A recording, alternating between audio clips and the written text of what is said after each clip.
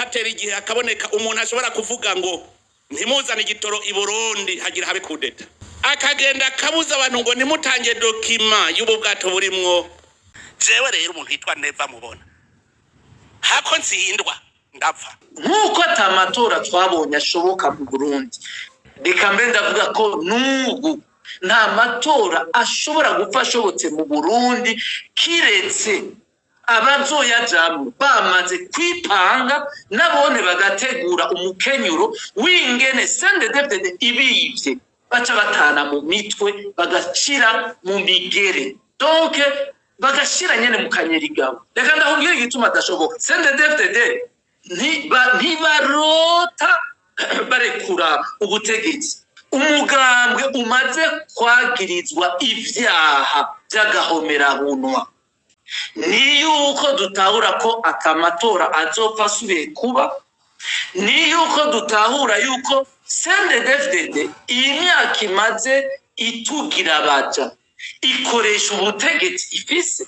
Burya butegetsi icyo bita le pouvoir ikoresha burya butegetsi bwo gushiraho procureur general, ikoresha burya butegetsi bwo gushiraho mukuru w'ibiro bikuru vya gisirikare, umukuru w'igipolisi, burya butegetsi ifise bwo gushiraho procureur general afunga abantu, umushikiranganje w'ubutungane w'igikoresho, gushiraho imbonera kure uko ushatse ukazihemba mu mahera y'ikigega cy'igihugu. Burya nibwo butegetsi rero CNDD-FDD imaze imyaka 20 ikoresha burya butegetsi mu kudushira mu buca. Iyindi nzira ya kabiri ni yuko abarundi dutahura yuko hageze ko tuyaka burya butegetsi rikirakoresha nabi. Abarundi rero hageze ko iyo niyo nzira ya kabiri yonyene ihari, hageze ko dutahura ko dutegezwa kubaka burya butegetsi, hanyuma burya butegetsi tukazobukoresha ku neza yacu twese kuri kazoza kaba abana bariko baravuka. Byiza kuri mwese banywanyi bacu mukunda kandi mugakurikira inkuru n'ibiganiro dutambutsa kuri no chaîne yanyu hari no yacu ya YouTube Shiramatsiko TV. N'umwanya makuru abageze ko abari karagaruka ko cyane irya nino nga mu gihugu cy'u Burundi, aho tugaruka ku makuru ahambaye abariko aravugwa mu birabana na politike, umutekano, birabana n'agateka kazina muntu, ntwari bereye ndetse n'ibindi byose mwanyegejwe biriko biragarukwa ko cyane. Muri kano kanya rero tubazaniye amakuru ahambaye bereko birabera nga mu gihugu cy'u Burundi. President Evariste Ndayishimiye kuri ubu ngubu ari mu yabira, aho hari amakuru avuga yuko ariko arahatirwa gutanga imihoho kuko ivyo bamugerageje ko byose mu kurongora igihugu vyamutaye kuwa amazi. Turaza kubabwira amakuru yihutirwa dejeje gukura mu masoko yacu. Eklezia Katolika na President Evariste Ndayishimiye muri kino gihe barahanganye ku rugero rukomeye cyane mu gihe himirije amatora y'umwaka wa 2027 no mu gihe abarundi benshi bagera kuri 70% ari abayoboke ba Eklezia Katolike, no mu gihe Katolike igira uruhara rukomeye cyane mu burongozi nga mu gihugu cy'u Burundi. Turaza kubabwira amakuru menshi cyane ariko aravugwa cyane nyuma yuko hagize iminsi haravugwa amakuru yuko abashaka gukura ko ubutegetsi bwa President Evariste Ndayishimiye bari mu mihingo yose y'igihugu ndetse no mu myanya ikomeye y'uburongozi bw'igihugu. Muri kano kanya turaza kubabwira amakuru ariko aragarukwa ko cyane. Woba ucibuka leta mvyeyi, leta nkozi ya President Evariste Ndayishimiye umwaka wa 2020, turaza kugaruka ku makuru ateye ubwoba avuga impamvu President Evariste Ndayishimiye bamwe mu bafatanije kurongora igihugu badashaka yuko abandanya kurongora kino gihugu cy'u Burundi. Turaza kubabwira ico Ndayishimiye ariko aratangaza kubijanye no kuba yatanga imihoho canke agakurwa ko hakoreshejwe imbaraga bishobora kuvamo kudeta. Turaza kubabwira byinshi twakuye mu masoko yacu, bino bitakubwiye mfunyapfunyo baza kugenda turabigaruka ko mu buryo bw'idonido. Nimba utarafyonda kuri sabone canke se subscribe wakoresha kano karyo gafyonda ko kugira ngo igihe cyose turonse amakuru n'ibiganiro bene nk'ibi uzuba mu bambere bashikirwa navyo. Mu makuru habari karavugwa cyane hirya nino nga mu gihugu cy'u Burundi, reka dutangurire kuri iyi nkuru yihuta cyane ni inkuru y'umubabaro kandi inateye amakenga ku ifungwa ry'umunyamabanga ntayegayezwa wa komine aho apfungiwe aratabarizwa ariko arakubitwa amahiri menshi. Yoba azira iki? Umutegetsi apfungiwe he? Amerewe gute? Kubera iki ariko akubitwa cane? Yoba yagirizwa iki? Mu vyo yagirizwa harimwo no kuba akorana na General Godefroid Niyombare ndetse n'abashaka kwikurako ubutegetsi bwa CNDD FDD bakoresheje umuheto. Byose nyine reka tubigaruke ko dutanguriye no kuri iyi nkuru nari ndiko ndababwira vy'uyu secrétaire permanent wa komine ariko araca mu bitoroshe. Umunyamabanga ntayegayezwa secrétaire permanent wa komine Muyinga Niyonizigiye Dieudonné apfungiwe ku cicaro gikuru c'iperereza i Bujumbura inyuma yo gufatanwa ikawa y'amagendo ku igenekerezo rya 19 z'ukwezi kw'indwi umwaka wa 2026. Uwo mutegetsi apfunganywe n'umushoferi azwi ku izina rya Mayoti. Amakuru twatohoje yemeza ko ku igenekerezo rya 19 z'ukwezi kw'indwi umwaka wa 2026 ariho uwo mutegetsi yafatanwa ikawa yari mu modoka ya leta double cabine ifise imparati GB ubusa kabiri.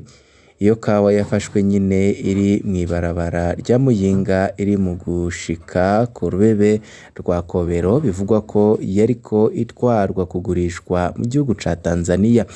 Muri ako kanya nyine Niyonizigiye Dieudonné yari indani muri iyo modoka, nayo Mayoti niwe ariko arayinyonga. Barahagaritswe n'abapolisi birabananira gusigura iyo batwaye iyo kawa. Abapolisi baciye bahamagara abakozi b'iperereza aho i Muyinga baca barahashika baca bafata ingingo yo kugenda babatwaye. Iryo joro nyine rya mbere bariraye i Muyinga, bukeye bwaho kwa 20 z'ukwezi kw'indwi umwaka wa 2026 niho baciye bamanukanwa ku cicaro gikuru c'iperereza i Bujumbura ari naho bapfungiwe gushika uno munsi. Bukeye kandi igipolisi kirongowe na komiseri kominare Muyinga Lieutenant Colonel de Police Irakoze Placide carashitse ku rugo rwa Niyonizigiye Dieudonné ko hasaka. Abapolisi bahakuye imashini nyabwonko ngendanwa laptop yahora ikoreshwa n'uwo mutegetsi ari nayo yaronderwa cane muri ako kanya nk'uko amasoko yacu avyemeza. Iyo mashini kandi yaciye itwarwa mu iperereza ariko ntituramenya ivyo barondera muri iyo mashini nyabwonko. Bivugwa ko uwo mutegetsi yari asanzwe akora urwo rudandazwa mu ibanga. Tubibutse ko ari we yahoze ari musitanteri wa komine Gasorwe mu ndinganizo ya kera imbere yo guca aba umunyamabanga ntayegayezwa muri iyo komine nshasha ya Muyinga. Tubibutse yuko uwo mutegetsi ariko arabatabarizwa nyine muri kino gihe aho apfungiwe ibintu vyakomeye cane. Masoko yacu yemeza ko aho Niyonizigiye Dieudonné apfungiwe ku cicaro gikuru c'iperereza ari mu buzima bubi cane, yarakubiswe bidasanzwe. Ubuzima bwiwe bwoba buri mu kaga kuko inyuma yo gufatanywa iyo kawa yoba yatanguye kwagirizwa gukorana n'abitwa abansi b'igihugu bari hanze y'u Burundi, cane cane General Godefroid Niyombare, ari navyo vyatumye atangura guhohoterwa bidasanzwe gushika uno munsi akaba abandanya gukubitwa cane. Ayo masoko yacu arasaba ko twotabariza Niyonizigiye Dieudonné kuko naho yoba yafatanywe iyo kawa bidakwiye ko asinzikarizwa ubuzima, nyabona yorengutswa imbere y'ubutungane. Gushika aha turatera kamo inzego zo hejuru harimwo umurwi w'igihugu ujejwe agateka kazina muntu CNIDH gufasha kugira uwo mutegetsi ntabandanye ahohoterwa kuko bishobora no gutuma azimanganirizwa ubuzima. n'amakuru menshi ariko haravugwa kuri uyu mutegetsi, turaza kugaruka kuri byinshi biriko biravugwa, aho nyine uyu mutegetsi ashobora no kwicwa umwanya n'umwanya. Turaza kugaruka ku vy'inkuru mu yandi makuru turiko turabategurira. Mbere yuko tugaruka kuri ya leta ya Perezida Evariste Ndayishimiye y'umwaka wa 2020 kuri ubu ngubu yashinzwe na Ndayishimiye, ariko ikaba isigayemwo umushikiranganji umwe, abandi bose bakaba baravuyemwo. Kuri ubu ngubu bamwe mu bategetsi Burundi babona yuko Ndayishimiye ari we wananiwe kandi ari we yananiye abo bafatanije kurongora igihugu, aho kuri ubu ngubu ingingo zafashwe ari uko Ndayishimiye agomba gutanga imihoho. Reka tubanze tugaruke ku yindi ngingo ikomeye cyane, kuki Ndayishimiye adafuta uburongozi bwa Eklezia Katolika kugira ngo ahatereke imbonerakure. Nyakuri sansiyo biragoye kurwanya ikintu urimwo ukunda kandi utabaho utagifise. Ndayishimiye ntahisha ko ubu abungere bamushisha kubera bamukebura kubitagenda neza mu gihugu. Uheruka hoho aherutse kugaragaza agashavu atangaza icese ko Eklezia ikorana n'abakoroni. Ndayishimiye yari yatujwe nuko abasenyeri Katolika baheruka kuvuga ku mabi, ku ntege nke z'ubutegetsi bwiwe, ubwicanyi bukorwa n'ubutegetsi bwiwe hamwe n'amabi akorwa n'umugambwe CNDD-FDD wiwe. Ayo mahane si ayubu na kera cane. Kuva Ndayishimiye akirongoye umugambwe yamye ahanganye n'inama y'abepiskopi, bahejeje gushira habona ibitagenda neza nawe yacaja ku misozi kubatukagura, ariko agiheza kubatukagura yaca agenda agapfukama bakamusengera, kongera akirega ibicumiro vyiwe, bakamuha n'umubiri wa Kristo agatamira. Nuko ari ibanga nabajijwe abamwiregesha ko yubahuka gusaba ikigongwe Imana ku vyaha vyo kwiba, kubesha no kwica. Sinshatse kuvuga ko Ndayishimiye adakwiye ikigongwe c'Imana kuko nta bubasha ndabifitiye kandi Imana ntiyumvira uku kwacu, ariko ico Ndayishimiye yoba aramenya nuko ikigongwe yizezwa nabo yirega ko kidakurako ivyaha maze gukorera igihugu c'u Burundi. Umunsi yageze imbere y'intahe azotangara. Mbega habuze iki ngo Ndayishimiye na Reverien Ndikuriyo biyumvire ukuntu boca intege Eklezia Katolika mu kwihagira uburongozi bwayo? Tumenyereye amashirahamwe badashaka baca bayafuta canke bakayagabira imbonerakure agasigara agendera mu kwaha kwabo. None vyarabananiye kubwira umushikiranganji General Leonidas Ndaruzaniye avyuke aratangaza ko Eklezia Katolika ifuswe burundu mu Burundi, nka kurya babikorera imigambwe ibagora. Canke habuze iki ngo uburongozi bwa Eklezia Katolika butembagazwe maze CNDD-FDD ishireho inzego nshasha zirongora Eklezia Katolika, canke basanze ari igiti kiturirwa? Burya yaba muri CNDD-FDD bazi ubwenge Eklezia ivuze boba bakwiye guca bahora canke bagakora imishikirano yo mwibanga harya iyo abepiskopi baneguye Ndayishimiye agaca atangura kubatukagura, ariko ntabeshuze ivyo bavuze abamaramaje ubutegetsi bwiwe. Ariko burya ari hamwe yoca aguma yihoreye, abarundi bomutwenga ariko ntiyomaramara ku rugero rw'akamaramaza ko kubatukagura, ariko atana kimwe abeshuje. Ni kuki none Ndayishimiye abandanya aja gusenga mu idini rikorana n'abakoroni, mbere avuga ko rija no kumurega ku bakoroni? None ntiyoheba kuja kumviriza inyigisho zabo? ababishoboye muzohanure Perezida Evariste Ndayishimiye. Tubitse yuko Eklezia Katolika irafise ubushobozi bukomeye cane mu gihugu c'u Burundi ndetse no kw'isi. Ndayishimiye ng'ivyo ariko arakora ntazi ivyo arimwo, kuko Eklezia Katolika mu gihe yimirije amatora, mu gihe na leta bamwe mu bafatanije kurongora iyi leta ya CNDD FDD batariko bariyumvira Ndayishimiye, bivanye nuko abenshi nyine batanguranye kuri ubu ngubu batakiri kumwe, kandi bavuga yuko Ndayishimiye ari we wananije abo bafatanije. Hari amakuru rero twari twababwiye mu ntango avuga yuko Ndayishimiye agomba gutanga imihoho nk'uko bamwe n'abandi bariko barabivuga kugira ngo igihugu gitore akoyoko. Ubu bucibuka leta mvyeyi, leta nkozi, ariko wa 20 z'ukwezi kwa gatandatu umwaka wa 2020 leta ya Evariste Ndayishimiye niho yarahira. Ndayishimiye niho yarangariza abarundi ko ashinze, niho nyine Ndayishimiye yatangariza ko ashinze leta ataho ihuriye n'izindi zose zabayeho imbere yayo. Yavuze ko leta yitwa mvyeyi, leta nkozi. Mu majambo yiwe yagize ati: dusabye abarundi bose gushigikira iyi leta nshasha nk'uko nabivuze. Si leta ije gukora nk'izindi zatanguye, ni leta ije yitwa leta nkozi, leta mvyeyi.